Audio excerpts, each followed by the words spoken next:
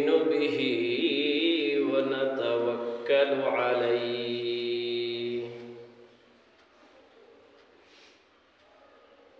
ونعوذ بالله من شرور أنفسنا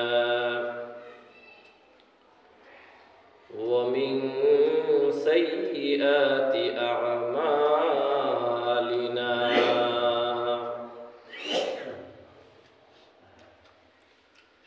من يهده الله فلا مضل له ومن يضلله فلا هادي له ونشهد أن لا إله إلا الله وحده لا شريك له ونشهد أن سيدنا وسندنا وحبيبنا وطبيبنا وطبيب قلوبنا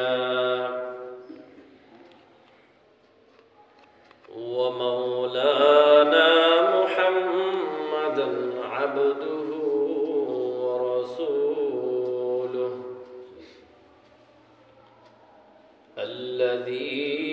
الذي أرسله بالحق بشيرا ونذيرا وداعيا إلى الله بإذنه وسراجا منيرا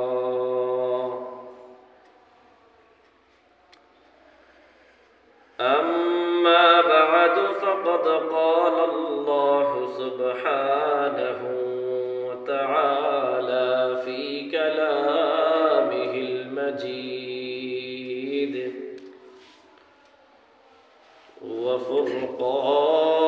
وفرقانه الحميد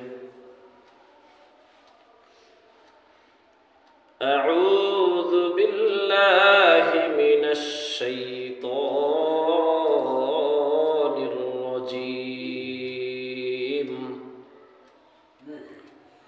بسم الله الرحمن الرحيم ولا تطع كل حلاف مهين هماز مشاء بنميم وقال النبي صلى الله عليه وسلم لا يدخل الجنة قتات أو كما قال عليه الصلاة والسلام إن الله وملائكته يصلون على النبي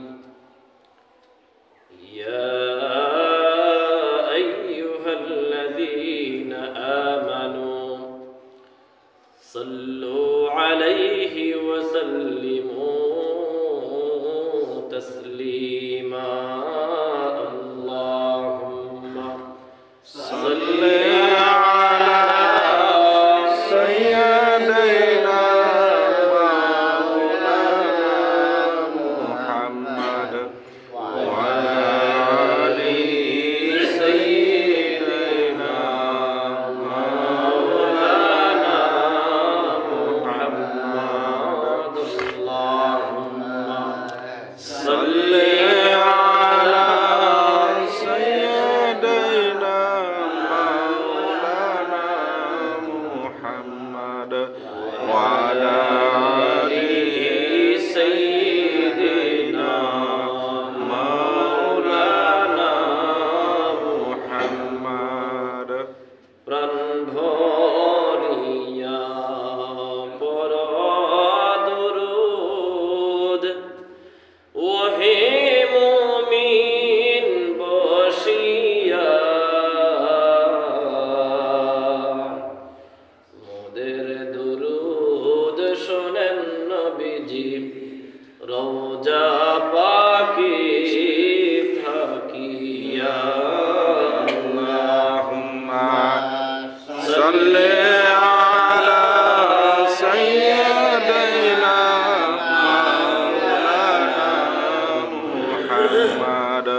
وعلى آل سيدنا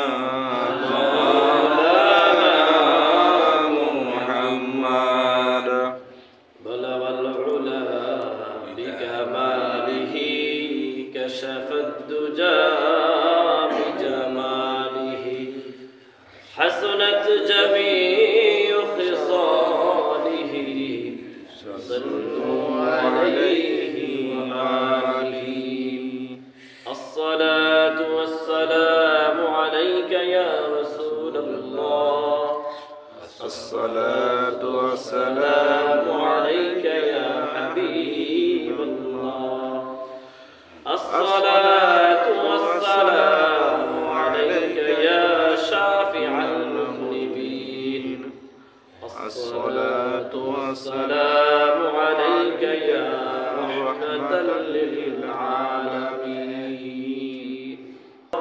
শুরু হয়ে গেছে মানে রমজানের গ্রাম শুরু হয়ে গেছে রজব শুরু হয়ে গেছে মানে রমজানের গ্রাম শুরু হয়ে গেছে রমজানের সুবাতাস আসতে শুরু করেছে হাদিস শরীফের মধ্যে আসছে যখনই রজব মাস চলে আসতো তখন থেকেই নবীজি সাল্লাল্লাহু আলাইহি ওয়াসাল্লাম একটি দোয়া বারবার করতে থাকতেন দোয়াটি হলো আল্লাহুম্মা বারিক লানা ফি রজব ওয়া শাবান ওয়া বাল্লিগনা রমাদান এই দোয়াটি নবীজি বারবার করতেন হে আল্লাহ আপনি আমাদেরকে রজব এবং শাবান মাসে বরকত দিন রজব এবং শাবান মাসে বরকত দিন এবং রমজান পর্যন্ত আমাদেরকে পৌঁছে দিন হায়াত বৃদ্ধি করে নেক হায়াত বৃদ্ধি করে রমজান পর্যন্ত পৌঁছে দিন অর্থাৎ হে আল্লাহ আপনি তো আমাদেরকে অনেক বড় হায়াত দিচ্ছেন দীর্ঘ হায়াত দিচ্ছেন আলহামদুলিল্লাহ তো দয়া করে মায়া করে সামনে একটা সুবর্ণ সুযোগ আছে নেক আমল কামাই করার মতো সামনে বিশাল এক অফার আছে তো যেহেতু আমাকে বিশাল একটা হায়াত দিয়েছেন তো দয়া করে মায়া করে এই হায়াতের মধ্যে বরকত দিয়ে এই হায়াতের মধ্যে বরকত দিয়ে আরেকটু বাড়ায়া দেন আরেকটু বাড়ায়া দিয়ে রমজান পর্যন্ত কোনো রকম ধাক্কা আমাকে পৌঁছাইয়া দেন যাতে করে আমি আমার জীবনে এই মহা সম্পদটা আমি অর্জন করার একটা সুযোগ পাইয়া যাই সুবহানাল্লাহ। তো এটা হলো মূল দোয়াটার সারমর্ম। যাই হোক, তো আমরা ইনশাআল্লাহ এখন থেকেই বেশি থেকে বেশি এই দোয়াটা করার চেষ্টা করবো তো ইনশাআল্লাহ। আমরা 5 ওয়াক্ত নামাজ সহ নামাজের বাহিরে যে কোনো সময় যে কোনো মুহূর্তে আমরা যখন সুযোগ পাবো তখনই আমরা বেশি থেকে বেশি এই দোয়াটা করার চেষ্টা করবো। আল্লাহ তাআলা আমাদেরকে তৌফিক দান করুন। সম্মানিত হাজিরিন, যেহেতু রমজানের সুবাতাস বইছে, শুরু হয়ে গেছে, সে কারণে রমজানের জন্য নেক আমল করার জন্য এখন থেকে প্রস্তুতি গ্রহণ করতে হবে। কি বলেন? বিয়ার একটা অনুষ্ঠান হলে যেদিন বিয়ে হবে সেদিনই কি আয়োজন হয় না তার অনেক আগ থেকে শুরু হয়? অনেক আগ থেকে শুরু হয় না? অনেক আগ থেকে শুরু হয়। দীর্ঘদিন যাবৎ কথা চালাচালি হয়, কথা পাকাপাকি হয়, এরপরে কখন কি হবে, কিভাবে আয়োজন হবে ইত্যাদি ইত্যাদি অনেক আগ থেকেই এটার কার্যক্রম শুরু করতে হয়। তো যেহেতু রমজান একটি মহা উপলক্ষ, নেকামল করার, নেকামল কামাই করার একটি সুবর্ণ সুযোগ, বিশাল সুযোগ, মহা অফার, এ কারণে তার প্রস্তুতিটাও মিনিমাম 2 মাস আগের থেকে শুরু করতে হয়। কমপক্ষে 2 মাস আগের থেকে শুরু করতে হয়। তো শুরুটা কিভাবে করা যায়? এক একজন এক এক ভাবে করে থাকে। তো আমরা আমাদের মতো করে ইনশাআল্লাহ শুরু করতে পারি। একটু যদি আমরা খেয়াল করি, একটা ভালো জিনিস, ভালো একটা খাবার, সুস্বাদু একটা খাবার যদি ময়লা একটা পাত্রে রাখা হয়, সেই খাবারটা কি ভালো থাকবে নাকি ময়লাযুক্ত হয়ে যাবে? ময়লাযুক্ত হয়ে যাবে, নষ্ট হয়ে যাওয়ার সম্ভাবনা আছে না? নষ্ট হয়ে যাওয়ার সম্ভাবনা আছে। এই জন্য ভালো কোনো খাবার, ভালো কোনো কিছু কোনো পাত্রে বা কোনো স্থানে রাখতে হলে আগে আমরা দেখি যেখানে রাখবো সেই জায়গাটা ঠিক আছে কিনা, ভালো আছে কিনা, পরিষ্কার পরিচ্ছন্ন আছে কিনা, দেখি কিনা। এটা আমরা দেখি না সবাই? সবাই দেখে থাকি। যেহেতু রমজান উপলক্ষে আমাদের বেশি বেশি আমল করতে হবে, তো আমলটা যেন কবুলযোগ্য হয়, আমলটা যেন কবুলযোগ্য হয়, আমলটা যেন গ্রহণযোগ্য হয়, আমলটা যেন সত্যিকার অর্থে আমলের মতো আমল হয়। এই জন্য কি করা উচিত? আগে পাত্রটাকে ধুয়ে মুছে পরিষ্কার করা উচিত। ধুয়ে মুছে কি পরিষ্কার করা উচিত। সেই পাত্রটা পরিষ্কার কিভাবে করব? পাত্রটা হলো অন্তর, কলব। পাত্রটার নাম কি? কলব, অন্তর। এটাকে ধুয়ে মুছে পরিষ্কার করতে হবে। হাদিসের মধ্যে আসছে, বান্দা যখন কোনো গুনাহ করে তখন তার অন্তরের মধ্যে একটা কালো দাগ পড়ে, মরিচিকা পড়ে কিনা? পড়ে।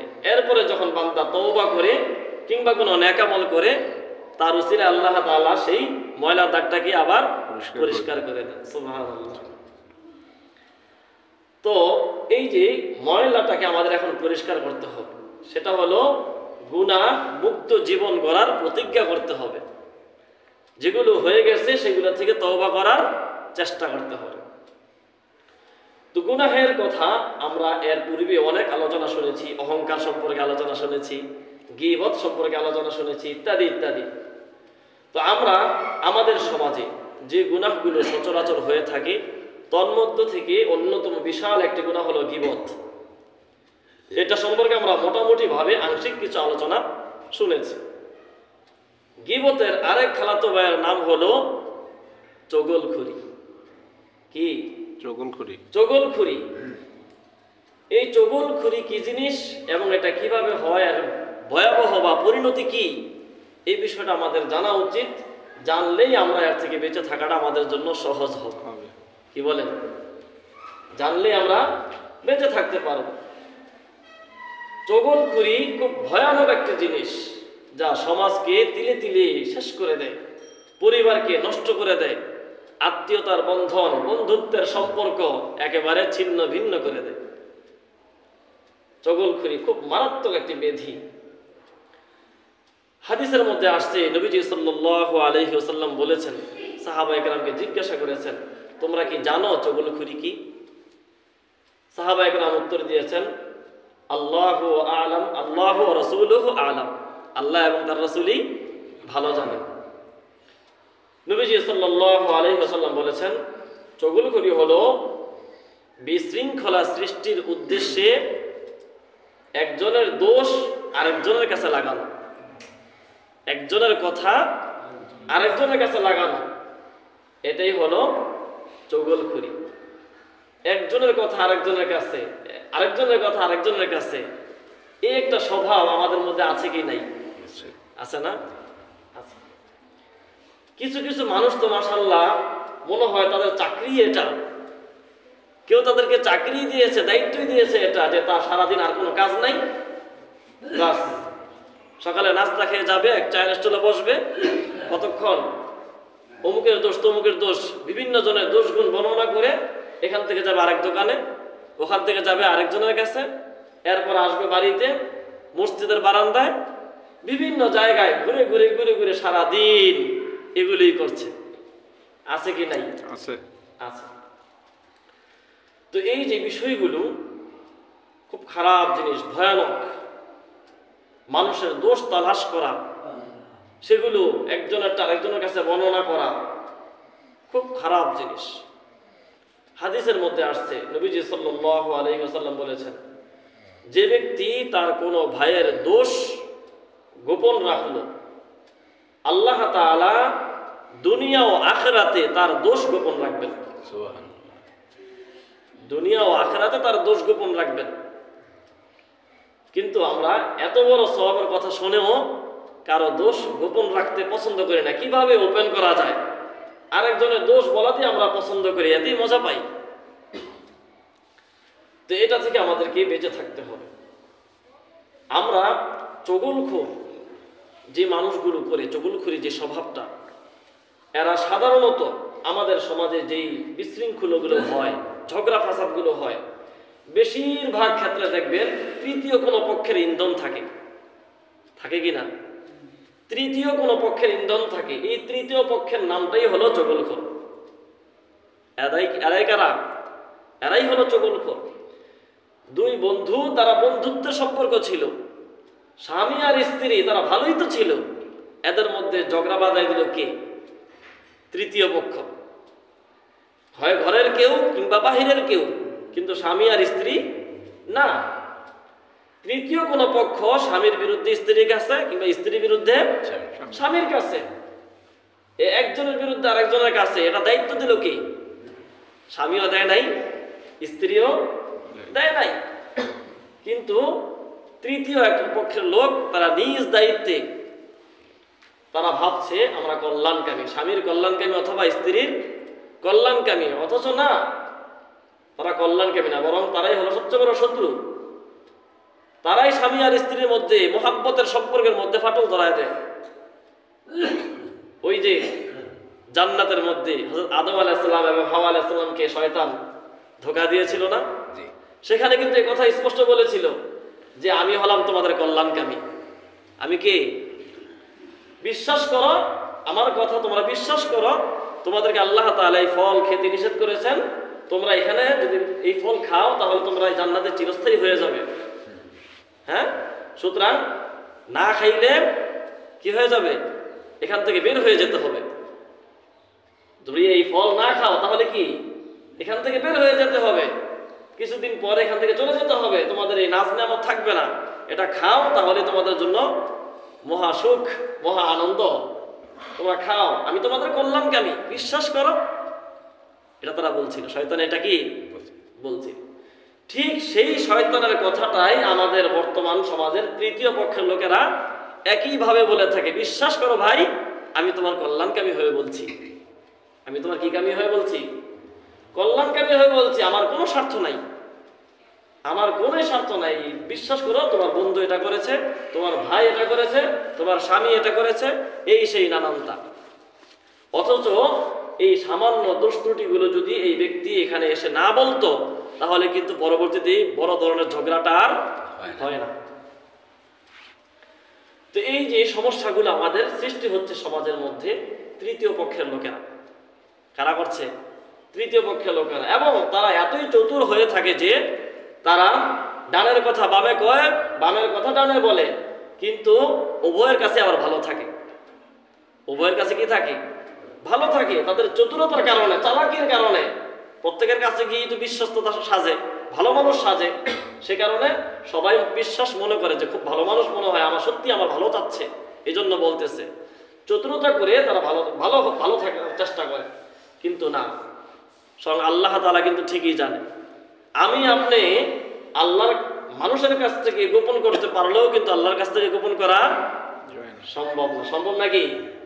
সম্ভব না, সম্ভব না। কোরআনে স্পষ্ট আছে এটা। ওয়ায়াস্তাখফুনা মিনান নাস ওয়া লা ইয়াস্তাখফুনা মিনাল্লাহ। আল্লাহ তাআলা বলছেন তারা মানুষদের থেকে গোপন করতে পারে, মানুষের কাছ থেকে গোপন করতে পারে, কিন্তু আল্লাহর কাছ থেকে গোপন করতে পারে না। এটা অসম্ভব। তো সুতরাং চগলখুরির যে বিষয়টা, এটা খুবই ভয়ানক, খুবই ভয়ানক। কি পরিমাণ ভয়ানক, কি পরিণতি তাদের হয়, তার দুই একটা কথা যদি আমরা একটু শুনি। যেমন হাদিসের মধ্যে আসছে, নবীজি সাল্লাল্লাহু আলাইহি ওয়াসাল্লাম একবার মদিনায় এক খেজুর গাছ, খেজুর বাগান দিয়ে পাশ দিয়ে হেঁটে যাচ্ছিলেন। সাথে পাশেই দুটি কবর ছিল, দুটি কবর থেকেই কান্নার আওয়াজ আসতেছিল, কান্নার আওয়াজ আসতেছিল। নবীজি সাল্লাল্লাহু আলাইহি সাল্লাম তাদের জন্য দোয়া করলেন এবং খেজুর গাছের কাঁচা ডাল দুই টুকরো করে দুই কবরের মধ্যে পুঁতে দিয়েছেন। সাহাবায়ে কেরাম জিজ্ঞাসা করলেন, ইয়া রাসূলুল্লাহ, এটা কেন করলেন? নবীজি উত্তর দিয়েছেন, তাদের এই দুই কবরের মধ্যে যারা দুইজন রয়েছে তাদের আযাব হচ্ছে, শাস্তি হচ্ছে। তবে তাদের শাস্তির কারণটা খুব বড় সড় না, কি না, বড় সড় না, বড় কোনো কারণে না। এই কথাটা, এই যে বড় কারণে না, এই কথাটা আবার ব্যাখ্যা করেছেন ওলামায়ে কেরাম যে বড় কারণ বলতে সাধারণত আমরা দু চোখে যেটাকে বড় করে দেখি এটাকে বড় মনে করি। কিছু জিনিস আছে, জিনিসটা ছোট হলেও এর মূল্যটা অনেক বেশি হয়, কারণটা কি হয়, বড় হয়। তো এখানে যে গুনাহটা তাদের হয়েছে, যেই গুনাহের কারণে তাদের শাস্তি হয়েছে, সেটা নবীজি বড় কোনো কারণ নয়, বড় কোনো গুনাহ নয়, এটা তারা বুঝিয়েছেন। এটাকে আমরা স্বাভাবিকভাবে ছোট মনে করি। আমাদের দৃষ্টিকোণ থেকে নবীজি এটা বলেছেন যে বড় কোনো কারণে নয়, বড় কোনো গুনাহের কারণে নয়। কি কারণে? নবীজি বলছেন একজনের আযাব হচ্ছে এই কারণে যে সে দুনিয়াতে থাকা অবস্থায় পেশাবের ছিটা থেকে বেঁচে থাকতো না। কি কারণে? পেশাবের ছিটা থেকে বেঁচে থাকতো না, অর্থাৎ সে ঢিলা ব্যবহার করতো না, যেখানে সেখানে পেশাব করতো গরু ছাগলের মতো। আছে না কিছু মানুষ? আছে, আমাদের সমাজে আছে। তো এই কাজটা করা যাবে না, পেশাবের ক্ষেত্রে খুব সাবধানতা অবলম্বন করতে হবে, সেটা ভিন্ন আলোচনা, ওদিকে যাচ্ছি না। তো নবীজি বলছেন একজনের আযাব হচ্ছে এই কারণে যে সে পেশাব থেকে বেঁচে থাকতো না, পেশাবের ছিটা থেকে বেঁচে থাকতো না, পাক পবিত্রতা পুরোপুরি খেয়াল করতো না। দ্বিতীয় ব্যক্তির আযাব হচ্ছে এই কারণে যে এই ব্যক্তি দুনিয়াতে থাকা অবস্থায় চগলখড়ি করত। কি করত? চগলখড়ি করত, অর্থাৎ একজনের দোষ আরেকজনের কাছে লাগাইতো, একজনের দোষ আরেকজনের কাছে লাগাইতো, একজনের দোষ আরেকজনের কাছে বর্ণনা করতো। তো এই যে একটা দোষের কারণে তার কবরের ভিতরে আযাব হচ্ছে, নাউযুবিল্লাহ। হাদিসের মধ্যে নবীজি স্পষ্ট ভাষায় বলে দিয়েছেন, লা ইয়াদখুলুল জান্নাতা কাত্তাত।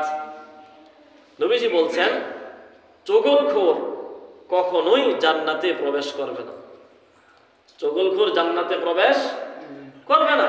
স্পষ্ট কথা, নবীজি স্পষ্ট আমাদেরকে জানিয়েছেন যাদের ভিতরে চগলখড়ি স্বভাব আছে তারা জান্নাতে প্রবেশ করতে পারবে না।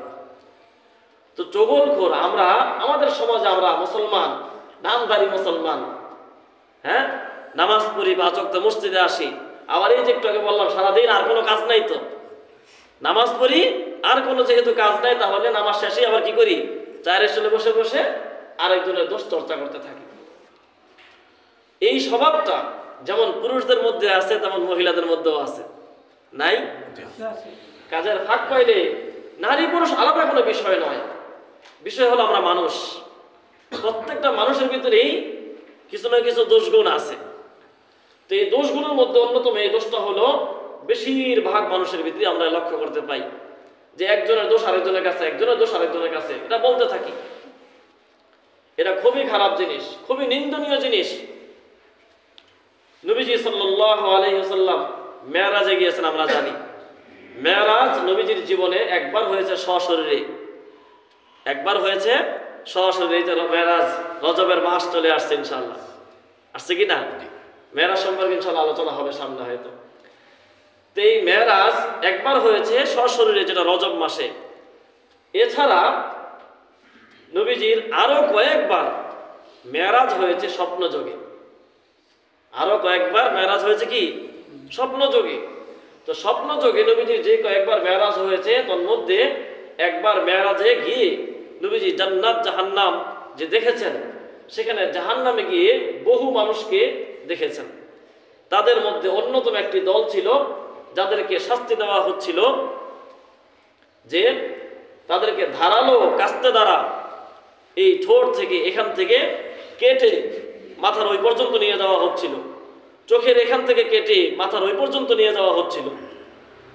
এভাবে কেটে কেটে এই পাশ শেষ করে আবার এই পাশে আসে, এই পাশ কাটা শেষ হয়, এই পাশ ভালো হয়ে যায়, আবার এই পাশ থেকে ঘুরে ফেরেশতা এই পাশে এসে কাটতে থাকে। এভাবে সে চিল্লাফাল্লা করতে থাকে, কান্নাকাটি করতে থাকে, আর ফেরেশতা তাকে কাঁচি দিয়ে তাকে ছিঁড়তেই থাকে, শাস্তি দিতেই থাকে। নাউযুবিল্লাহি মিন যালিক। নবীজি সাল্লাল্লাহু আলাইহি ওয়াসাল্লাম জিজ্ঞাসা করলেন, এই ব্যক্তিকে এত কঠিন শাস্তি কেন দেওয়া হচ্ছে? জিবরাইল আলাইহিস সালাম উত্তর দিলেন যে এই ব্যক্তি চগলখোর ছিল। কি ছিল? চগলখোর ছিল। দুনিয়াতে শুধু একজনের দোষ আরেকজনের কাছে বর্ণনা করত, একজনের কথা আরেকজনের কাছে লাগাইত। হাদিসের মধ্যে আসছে কিয়ামত সম্পর্কে যে হাদিসগুলো বর্ণিত আছে, কিয়ামতের দিন কি কি হবে, সেখানে নবীজি সাল্লাল্লাহু আলাইহি ওয়াসাল্লাম এই কথা আমাদেরকে বলেছেন যে দুনিয়াতে যারা দ্বিমুখী আচরণ করে, দ্বিমুখী অর্থাৎ এদিকে একটা বলে ওদিকে আরেকটা বলে, এরাই তো চগলখোর।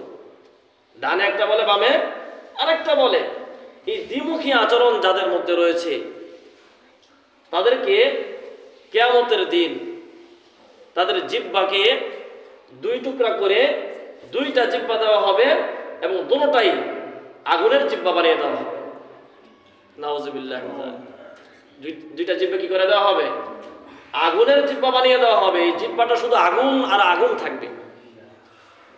জিহ্বা যদি আগুন হয়ে যায় তার দেহের অবস্থাটা কি হবে, তার শরীরের অবস্থাটা কি রকম হবে একটু কল্পনা করে দেখেন। পুরা জিহ্বাটা যদি তার আগুন হয়ে যায়। ওয়ালা তুতি'উ কুল্লা হাল্লাফিম মাহিন হাম্মাজিম মাশশাইম বিনামিম। আল্লাহ তাআলা নবীজি সাল্লাল্লাহু আলাইহি সাল্লামকে লক্ষ্য করে বলেছেন, হে নবী, আপনি ওই সমস্ত লোকদের অনুসরণ করবেন না যারা কথায় কথায় কসম খায়, বেশি বেশি কসম খায়। আছেন এরকম লোক? কথায় কথায় কসম খায়, আল্লাহর কসম এটা বলতেছি।